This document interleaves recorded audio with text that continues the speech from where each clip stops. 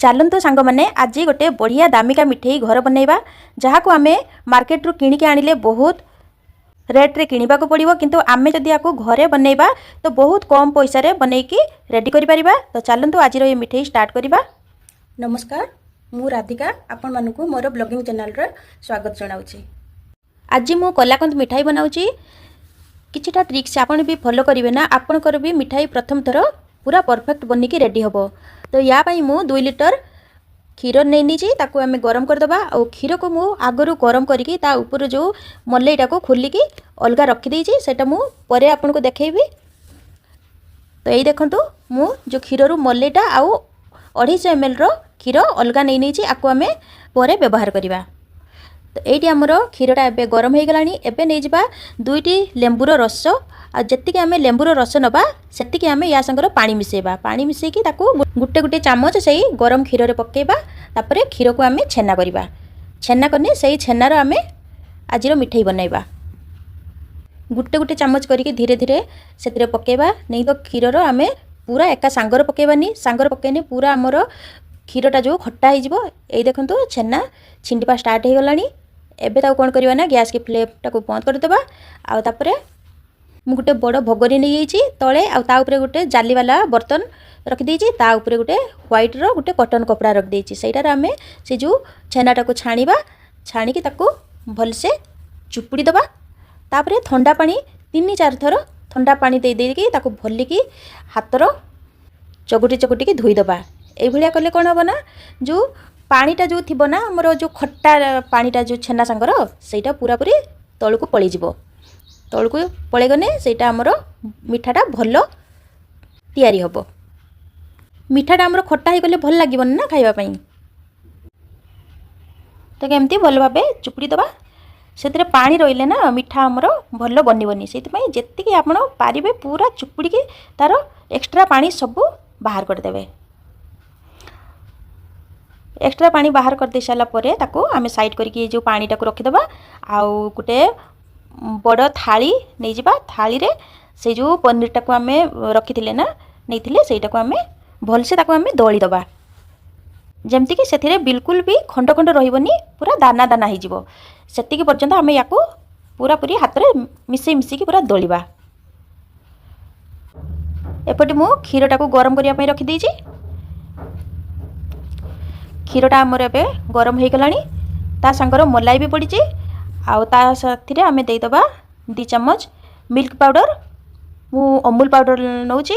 आउ अमूल पाउडर दे सारला परे सेतिरे स्वाद अनुसार आपण चीनी दे देबे। चीनी आपण को हिसाब रे नियंतु। आपण जत्तिक मिठा आपण को पसंद आपण सही हिसाब रे चीनी नियंतु। तापरे टिके आधा चम्मच करिवे गुजराती पाउडर ताकू दे दबा। दे सारला परे ताकू भल से मिसई दबा। नहेले जो अमूल पाउडरटा देइछे ना सेटा पूरा पीस पीस रही जिवो। सेतमे ताको भल से मिसई दबा। आउ जो पनीरटा को जो गुंड करके रखिथिले ना हातर सेटा को धीरे धीरे करके पके दबा। आउ भल से ताको मिक्स करबा। तापरे मझिरो मझिरो कोन करबा ना, एबे पर्यंत आपण माने जदि मोर चैनल को सब्सक्राइब करि नाहंती एबे सब्सक्राइब करि दियंतु। आ बेल आइकन को प्रेस कर दियंतु ताकि मु जते बेले भी नुआ नुआ वीडियो अपलोड करिवि सेते बेले आपण पाख को नोटिफिकेशन आसी जिवो। आ लाइक की बटन दबाई दियंतु। आ जो रेसिपी भी मोर आपण को पसंद आसुची सेटा सांग मान को संगर शेयर कर दियंतु। एबे याकू भल से मिसई दबा। आ मझिरे मझिरे कोन करबा ना, सेटा जो पनीरटा जो पीस पीस हेकी रहिछि ना ताको भल से आमे दबाई दबा। हमरो से जो स्पैचुलाटार ताको आमे चलेई रखिबा। नहेले तळु लागि गले ना मिठाई बिल्कुल भलो बनिबनी। सेटा को जेते आमे पूरा गुंड कर दबा ना से जो पनीरटा को, तो मिठाईटा बहुत बढ़िया बनिकी पूरा परफेक्ट बनिकी पूरा रेडी होबो। फ्लेम को मीडियम रखिबा। आ क्षीरटा को बिल्कुल सुखे दबा। देखंतु आमे कथा कहिते कहिते ए हमरो जमेबा पई मिठाई रेडी हो गलानी। एंतरो गुटे चम्मच घियो दे दबा। घियो देने ना बहुत बढ़िया बास्ना आसे मिठाई रु। घियो दे सारला परे ताको भल से पूरा गुळेई दबा। गुळेई दे सारकी गुटे मु कलाकंदटा जमेबा पई गुटे मिठाई जमेबा ट्रे नहीं जाइछि। आपण पाखरे सेटा नाही तो आपण केक टिन रो भी यूज करि परिबे।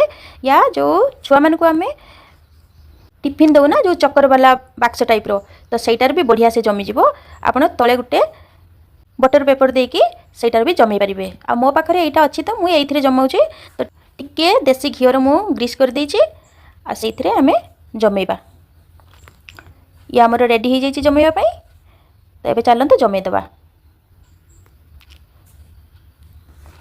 एटा को जमे सारला परे ना ताको स्पैचुला रो भल से पूरा दबे दबा, दबे के पूरा सेट कर देबा।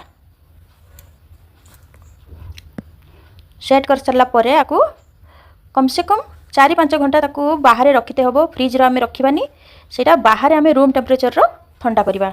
या ऊपरे मु किछि ड्राई फ्रूट्स दे दीची। मो पाखर किछि बादाम थिला तो मु बादाम को काटी के छोट छोट करके ता ऊपरे सजे नेची।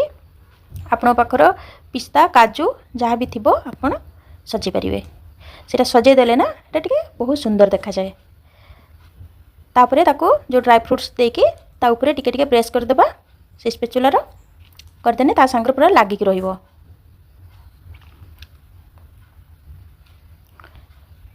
एबे नियंतु हमरो कलाकंद रेसिपी घरे बनी की रेडी हो गला। ताको एबे कट लगे देबा। मु इटा आपन को देखौची कम से कम 4-5 घंटा परे रूम टेम्परेचर रो ठंडा कला परे आपन को देखौची। आपन या को घरे निश्चित बनांतु, देखिबे समस्त खाई के आपनकर प्रशंसा करिवे। आज ये मिठाई आपन को केमिति लागिला कमेंट बॉक्स ने लिखंतु। आ जदी आपन को भलो लागिची ताहेले समस्त सहित शेयर कर दियंतु। Thank you.